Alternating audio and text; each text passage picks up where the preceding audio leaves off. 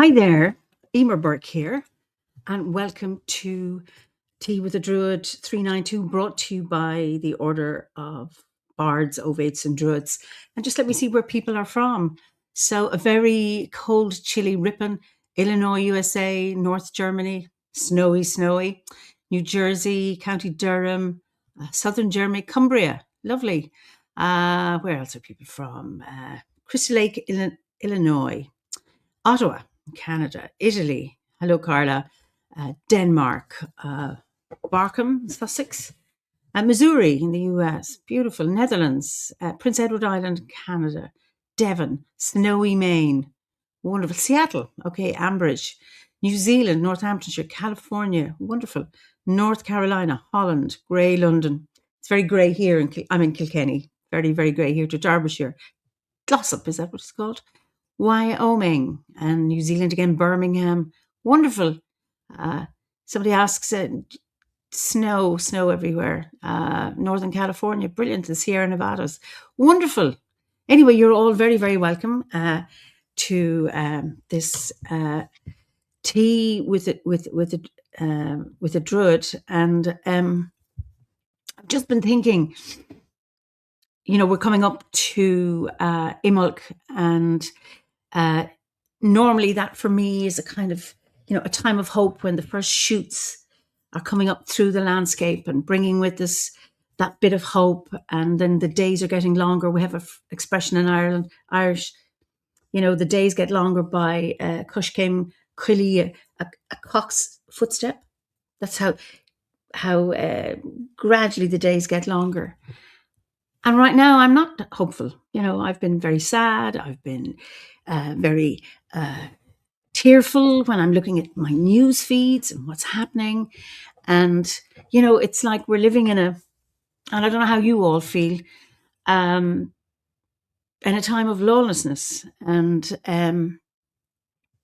what it seems to be like a pandemic all over the world. The institutions that we once trusted, or that I trusted, maybe being very, very naive, with the UN or the European Court of Human Rights or the International Criminal Court, the EU, WHO, all of those institutions that I once had faith in, that, order could prevail. And I know we've always had,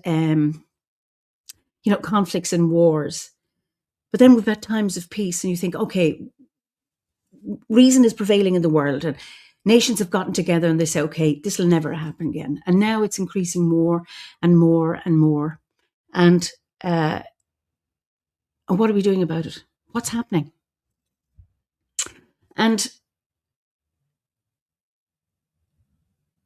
when, in so-called democratic countries where the rule of law has prevailed and we regard ourselves as beautifully civilized, and in those countries where human rights have been wiped away, what's happening? So the early legal system in Ireland, going way, way back, it was the Brehon Laws, and they were used in Ireland, before Christianity, right up until the 1600s, until they were replaced by the penal laws, which were imposed on us by the English. So I decided that I would go in and look at the Brehon Laws. So I found Fergus Kelly's book, Early Irish Law Texts, to have a look and see, would I don't know what I was looking for, some kind of hope, or I hear somebody, Sydney Weaver, trying to hold on to love amidst the fear here in US. And yes, exactly, so sad that those you've trusted have turned their backs on for greed. Sometimes it's like in a dystopia, but last Saturday we were in a demo with lights and candles called The Hope Shines Brightly. It was heartwarming. I'm going to come back to that. And in those, I found the section on offences, and I came across a piece on bystanders and onlookers. And I found that there's an actual crime called kinsula, which literally means the crime of the eye. Kin is the modern Irish word meaning a word for guilt or a transgression or a crime, and sul is an eye. So, and what it is, another word for it is arshak, What it is where somebody observes a crime and does nothing to prevent it, which means they're culpable. And it so and it's one of the things that would debase a lord and their family on the grounds that everybody who looks on at an offence consents to it. And I found this really, really interesting. And there are 3 levels of arcshoe. And one is where the shellock, who's the onlooker, that's an old word for that, as Nimi has, turning a blind eye, who instigates the crime but doesn't commit it themselves, accompanies the doer of the crime, and then exults in the result, and they pay a full penalty. And the second level of arcshoe is a person who doesn't instigate the crime, but accompanies the doer of the crime and exults in the crime. And then the third level of arcshoe is where there is a bystander, an onlooker, who does nothing to stop it, and they pay quarter the penalty. And I'm just thinking of why is nobody doing anything? And I'm talking about, I mean, a lot of people are, in the sense a lot of individuals are doing that. But when you have big institutions and you have states, corporations, countries not doing anything about it, standing by because of fear of the big bully. I was struck by Mark Carney's speech at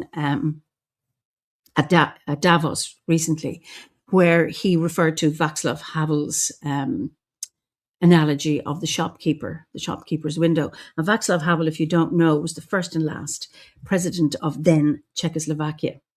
And Václav Havel had used this analogy when he was talking about the USSR and their power. And it was that the shopkeepers would put a sign in their window, workers of the world unite. And this is what kept people adhering to, I suppose, communistic dogma.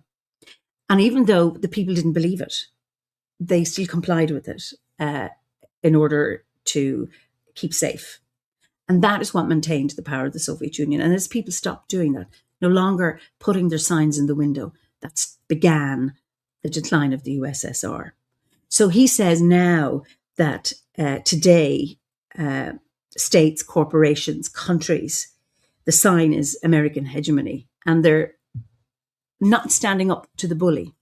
And it's really interesting that people, mad kings and emperors, have always been in power because there have been people who complied and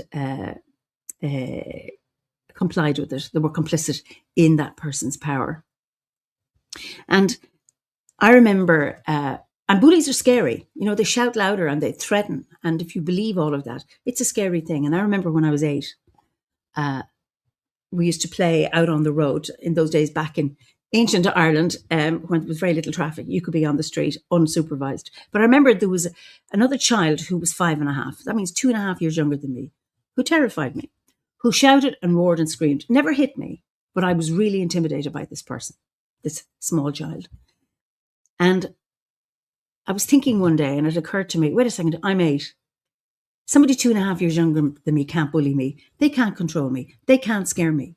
And a light just went on in my head. And after that, I was no longer afraid of this child. And I think lights need to go on in our heads, our individual heads, but the heads of the big players in the world. So, okay, and somebody says it's hard when you have family and children or something to lose and the bullies have guns. Absolutely. I'm not saying any of this is easy. European nations are selling or threatening to sell shares in the US jet to keep Trump in check. Hopefully that will happen. It's about time that they said, okay, we're not playing this game anymore. It was a famous, I don't know, psychiatrist, psychologist, Eric Byrne, and he wrote a book called Games People Play. And he looked at the interactions between people and how people get stuck in a game.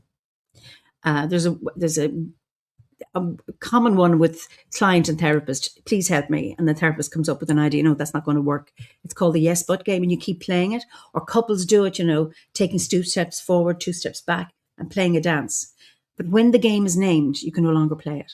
And it's when people stand up to the bully and say, I'm not doing this anymore. I'm going to stand up. The hard thing is, it's hard to do this alone. And we need to do that in solidarity. And what we need to reclaim the power of the righteous. The only thing necessary for the triumph of evil is for good men to do nothing. Absolutely. Now, and I'm an American living in the deep South, I can say confidently that the light within this community is most of what keeps me showing up, not allowing fatigue and resistance to take over. We're governed by bullies. Still, the thing is, reclaim sovereignty, call the bullies bluff. Absolutely. So I'm so impressed and so in awe of the people who've been protesting for the last number of years all over the world, not just in their own countries about the human rights abuses, but for elsewhere. So in Ireland, we've had them every week since October 7th. Been going on in London, other places for what's been happening in Palestine and Ukraine and South Sudan and Afghanistan. And please don't get annoyed at me if I haven't remembered every conflict in the world.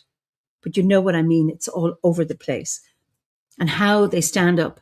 And now more recently in Iran, where people are protesting in their hundreds, if not thousands. And then in the US, in Minneapolis. And I've more know what's going on in Minneapolis rather than Iran, just simply because more is coming into my feed. But communities getting out there and rallying around in solidarity, supporting their neighbours, their community members with their whistles, their food, looking after childcare centres or whatever it is, standing out and following those perpetrators of that horrendous violence.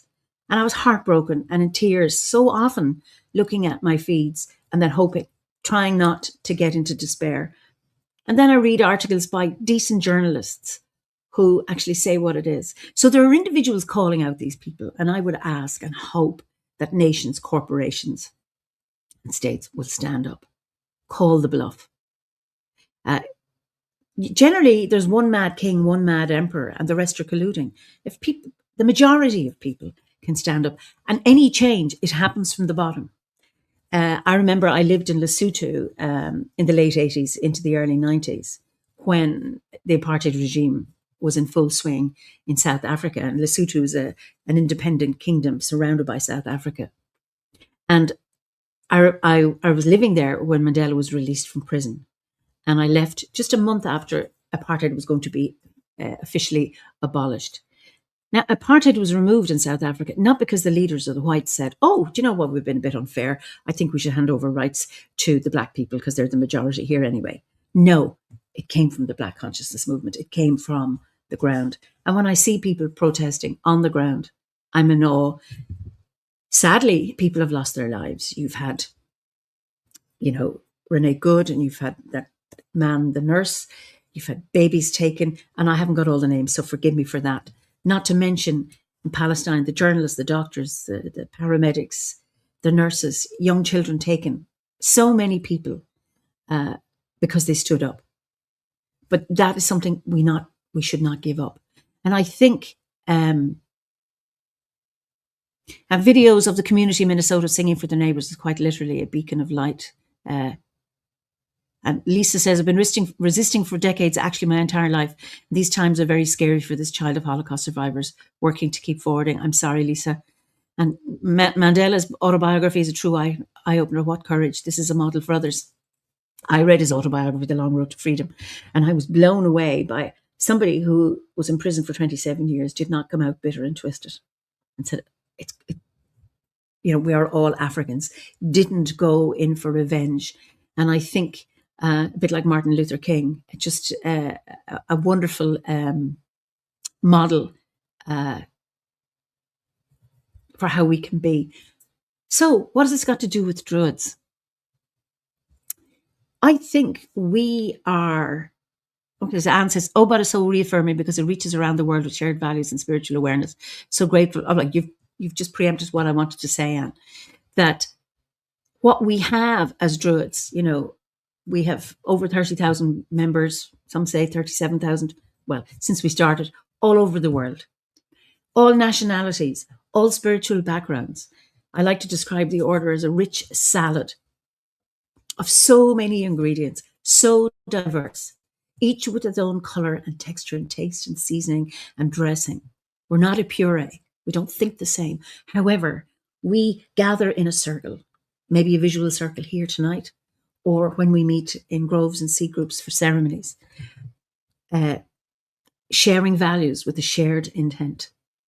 No hierarchy. There's no hierarchies in a circle where we are there as peers, sharing love, solidarity, protection, joined by an awareness and an appreciation of the interconnectedness of all beings, a love of nature, a love of the planet.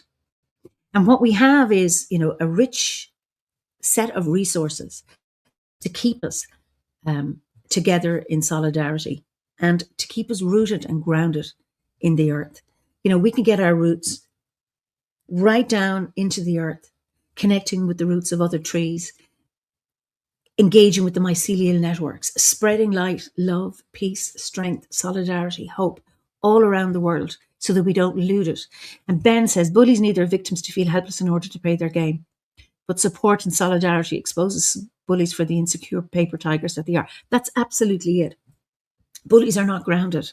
They don't have their roots down deep in the earth. When you have a sense of where you belong, and I think you can set down roots anywhere you are. It doesn't mean you own the land. It doesn't mean you've colonized the land. But wherever you are, you need to put down your roots. Plants do that all the time.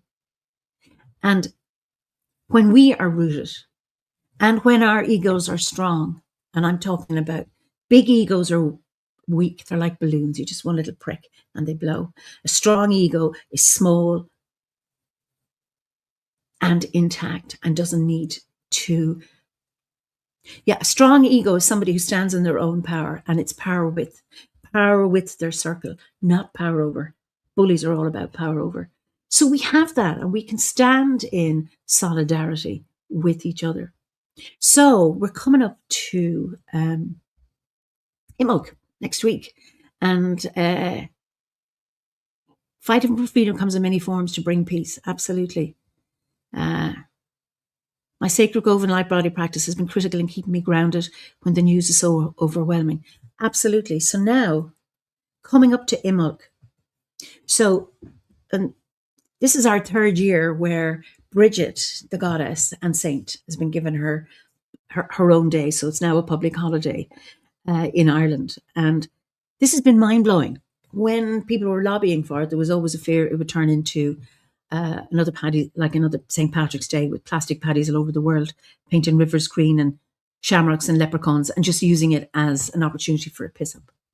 It's not. This is really interesting. Every village and town in Ireland has something to mark Bridgid. Either goddess or saint, nobody's fighting over it.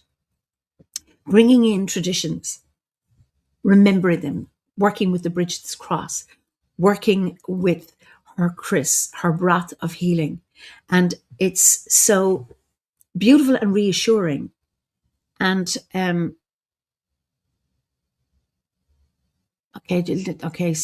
feel quite uprooted, to be honest, Andrew.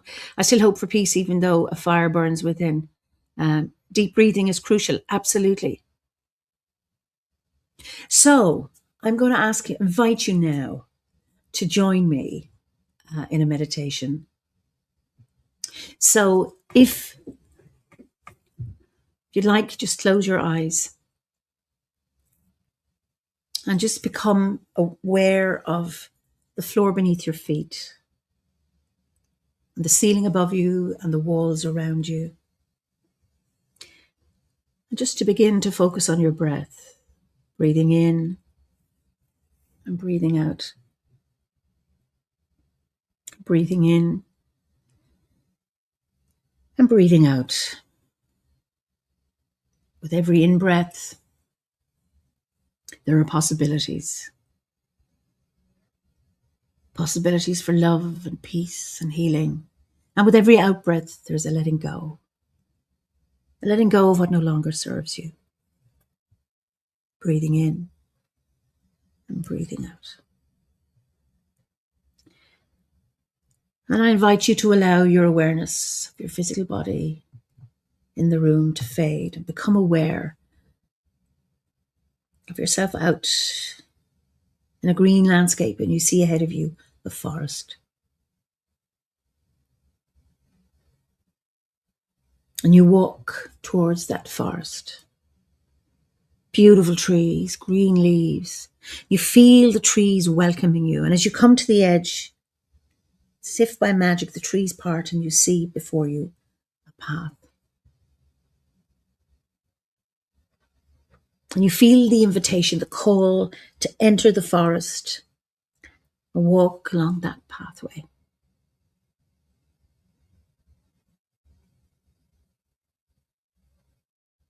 Feeling the earth beneath you and the sky above you and the trees around you. And as you walk, you become aware of the earth's light body beneath your feet. Becoming aware of your roots and your connectedness right down deep into the earth.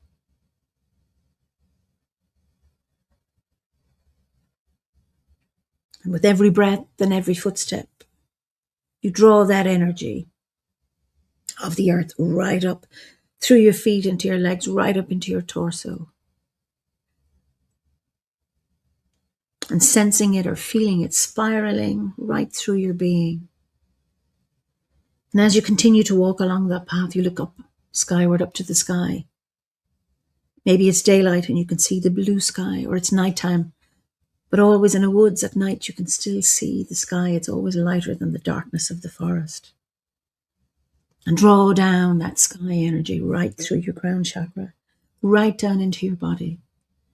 And feeling it spiraling around inside your heart space. And being aware of the energy of the earth meeting the energy of the sky, filling every cell of your being. You continue walking, aware of the smells, the textures, the colours, the sounds as you walk through the woods, until you come to a clearing. And in the centre of this clearing, there is a well and there is a fire.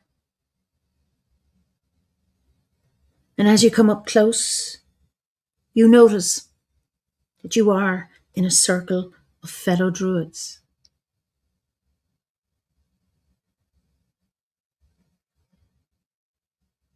Cloaked in robes of different styles.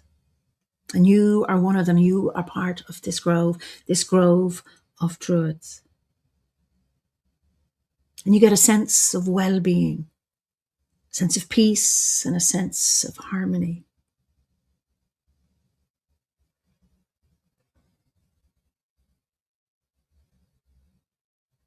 And then she comes, you become aware of somebody entering into the circle. And it's Bridgid, goddess of fire and water, flame and well. You see her long flowing red hair, and she's wearing a red gown and a green cloak. And in her eyes, they're fiery, but full of love and healing and caring. Bridgid, goddess of fire and water, flame and well, the goddess of healing, the goddess of poets, the goddess of imas, the goddess of smiths. You become aware that in your hand you are holding a chalice, and you watch as Bridgid walks towards that well. And there is a vessel beside the well, and she dips it into the well. And then she comes around to each druid in this circle, to each one of us, pouring some of that sacred healing water into our chalice. And she speaks some words of healing and blessing to each one of us. And you watch as she comes to you, and she stands before you and looks deep into your eyes and pours the well water into your cup and you listen to what she has to say to you.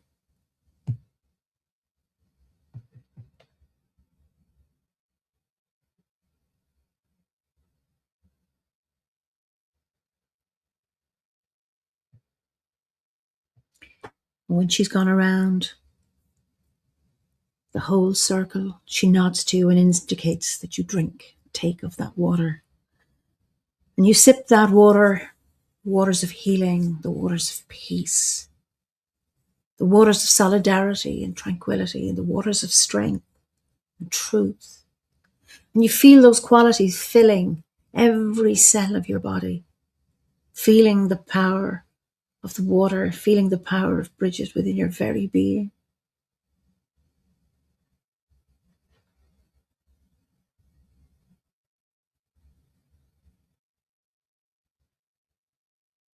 And then you notice Bridgid walking towards the fire, and she lays her hands out in front of the flames. And with that, what emerges from the fire is a bro sage, a fiery arrow. She sends that arrow around the circle through the hearts of every one of us. This fire, this fiery arrow coming through our hearts, a fire of love, a fire of strength, a fire of courage, a fire of truth, coming through each one of us until every one of us is filled with the fire of Bridgid.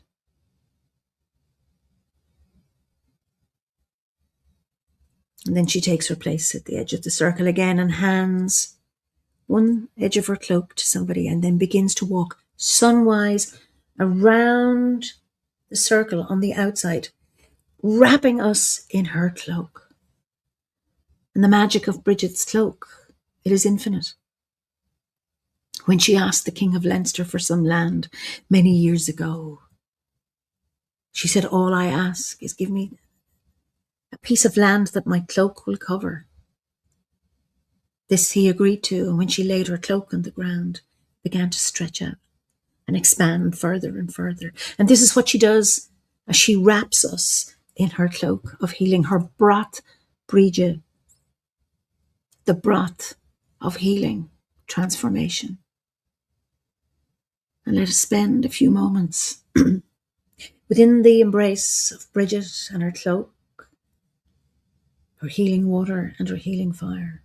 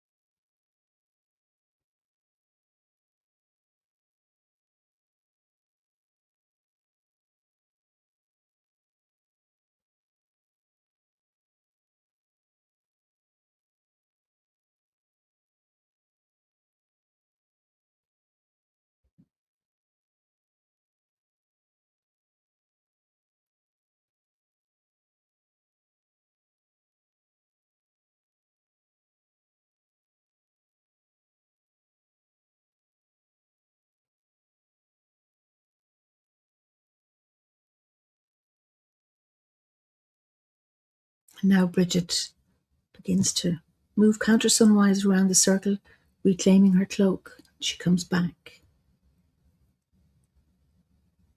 And it is time to leave this clearing, this circle of druids, but holding the embrace of Bridgid in our hearts, her healing waters, her healing fire. We nod to each other, bid farewell to Bridgid, and then she's gone. And your awareness of the other druids in the clearing have faded, and you begin to walk back down that path, but carrying all that you have gained in this meditation with you. And you begin to come out through the forest, out in that grassy area, and you allow your awareness of the forest and the grove to fade as you become more aware of your body, your physical body, in front of your computer again, feeling the floor beneath your feet, the ceiling above you, and the walls around you. If you like to wiggle your fingers and toes, and when you're ready, with a big deep breath, open your eyes.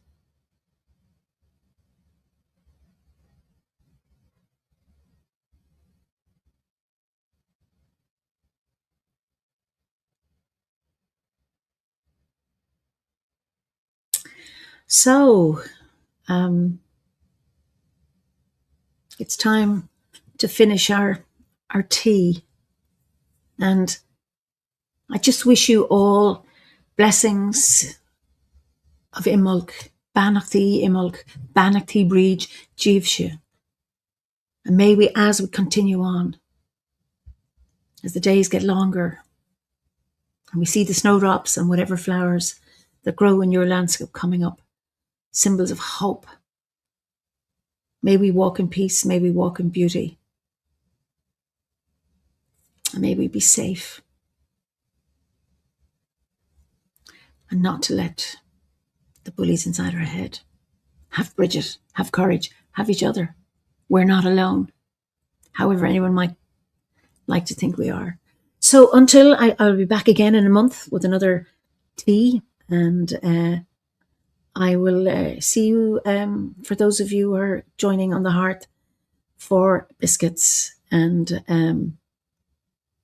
you say this is what you needed. It's what I needed as well. So I think it's these reminders that we're not alone. And I shall see you on the other side. Until I meet here on this platform, Slán go fóill.